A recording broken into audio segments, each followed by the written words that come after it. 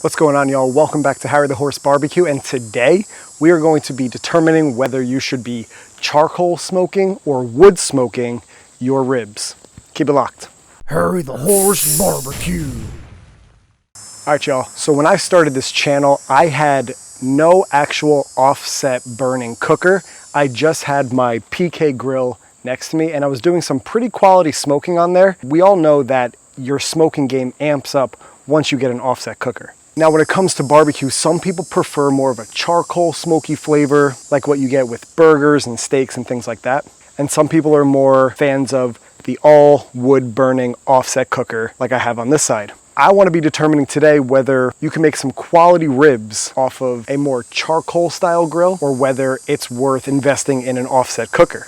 Now, you might have seen some videos like this. I know Chud's Barbecue has done a lot of direct heat videos on his Chud box, where the coals are essentially 2 to 3 feet below the meat you're actually cooking, and you can add some wood chunks on there or pieces of wood, whatever you want to do, and the smoke kind of rises up and perfumes the meat and goes out the little smokestack on the top. Now, I don't have that style of cooker, so I'm wondering if I can produce similar direct heat style ribs on my PK grill by setting it up for indirect smoking. With that being said, we're gonna fire up these cookers and get these ribs trimmed up and seasoned. Let's get it. All right, y'all, I got a pack of St. Louis style pork spare ribs. Picked them up at Costco. These usually come in packs of 3. If you've seen my channel, I normally like to cook full spares, but these were the easiest that I could find. I think a commodity spare rib like this works best for barbecue. You can get higher quality pork spare ribs out there. They are delicious. However, I find that they're a little too thin sometimes. These are a little beefier. We're gonna get these out of the pack. We're gonna season them up with our homemade rub that I'm gonna show you how to make. Very simple rub. We're gonna go down with 2 parts of a coarse black pepper, 1 part kosher salt, and then I'm gonna kind of go in with some extra seasonings on top that I think will go really well on pork. Coarse black pepper, and I'm just gonna eyeball this volumetrically, something about like that. I'm gonna go in with about half of that of kosher salt, something along those lines. I'm gonna go in with a little roasted granulated garlic.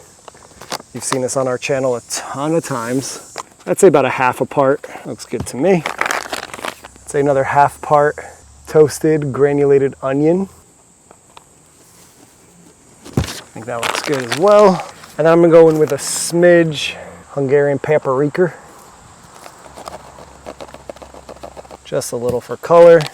And then just because I have it on hand and I'm still experimenting with this, some pure maple sugar. Not a lot of sugar because I don't want it to burn. It's also got a nice maple syrup kind of flavor. A scent to it, not too much. This is almost like I'm trying to make a little homemade Lowry's, a little spin-off of Lowry's. Let's shake it up and see what it looks like. Let's see what it's like. This is what we're looking like. Looking good. It's like a really peppery kind of Lowry's. Let's get these ribs out of the pack. I need Q glue. In order to fit one of these racks on the PK, I'm gonna have to cut one of the racks in half. All right, and there's really not much to do. Out of the pack, we're just gonna kind of trim up any loose edges, take off some of this fat here. Come on, these flies. I know what it's like down in Texas.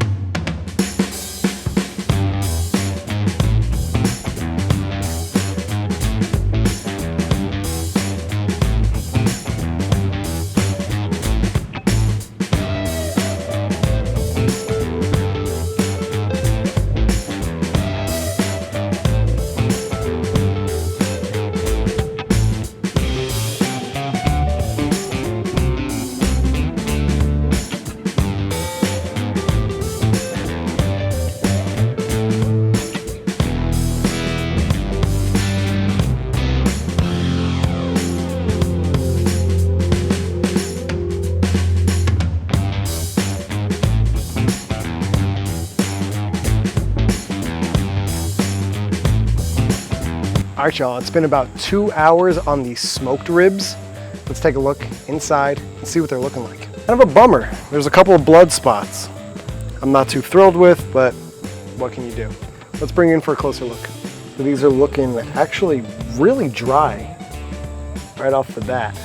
That is high. Looks like our bark is pretty much set in. Let's give these guys a spritz down, and all I kind of have on hand is some sweet heat pickle juice. These definitely need a spritz, but the color's looking pretty good. And I'm going with the old sprayer in the bottle technique. Here we go.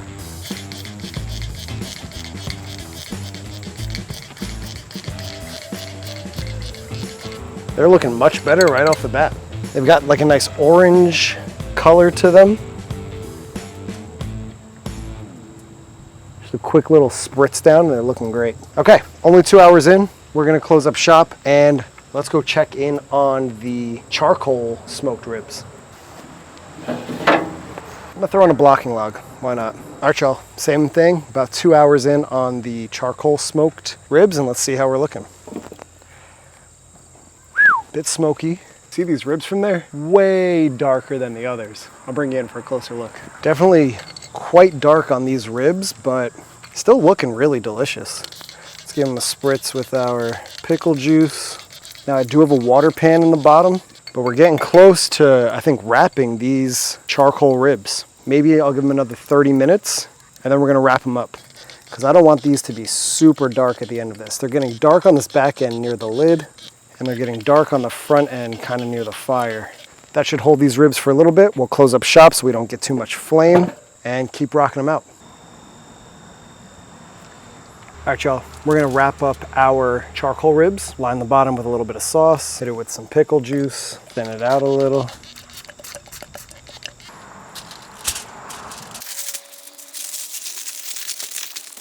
Let's put this back on. Same thing for our other half, sauce down.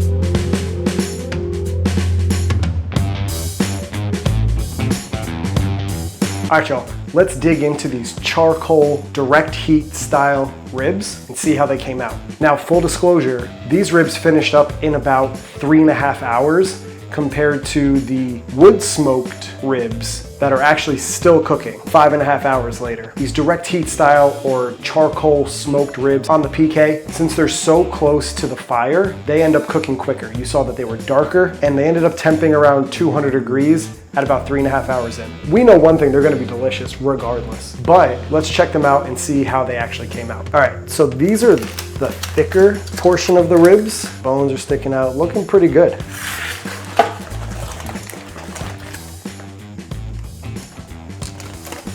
I will say, they're not looking too bad. Dripping with all that sauce and that juice. Ooh, they are still incredibly hot. Look at that, we got a smoke ring. If you've seen my earlier YouTube videos, I never got a smoke ring before. This is the first time I've actually achieved a smoke ring. Look at that. Ooh, buddy. What doesn't look good about this? Let's try it out. Oh man, that's delicious. Holy cow. Gripe number one. I think just from the short duration of this cook, if you don't take the membrane off, it's gonna be a little rubbery. The meat is cooked perfectly. You can see how clean it is off this bone. The rub is outstanding, a very Texas style rib, which is what we're always going for here. The sauce adds a nice complement. Don't need that. I'm just snacking at this point. These are awesome. Now they taste essentially just like a smoked rib. I think the smoke flavor might be a little kind of acrid, like a little on the dirtier side because of the style of the smoke we were going after with just charcoal and some chunks of wood. If that's all you've got, you can make killer ribs. These are killer. Can't wait to see how they compare to the actual wood smoked ribs. Let's check those out right now. All right, y'all, and after 7 hours, our smoked ribs are done. We started these ribs off by trimming them very briefly, hitting them with some Q glue, and then some homemade rub that I think works really well on pork. We then threw these in the smoker starting at about 225 to 250, really trying to hit them with some really nice smoke flavor. We then spritzed with some pickle juice when they were looking a little dry. After about 4 hours unwrapped, we wrapped them up in some heavy duty aluminum foil with a little bit of sauce and a little bit of spritz, and then we let them rock in the foil wrap for probably about an hour and a half. They then came out at about 5.5 hours and have been resting in the foil wrap for about 30 minutes. So let's finally cut into these smoked ribs and see if it's worth the wait. Is it better to just get it done in 3.5 hours with the charcoal smoke, or is it really worth waiting the 5.5, 6.5, 7 hours you gotta wait to get these smoked ribs? We are about to find out. Let's take a closer look. All right, let's unveil these bad boys.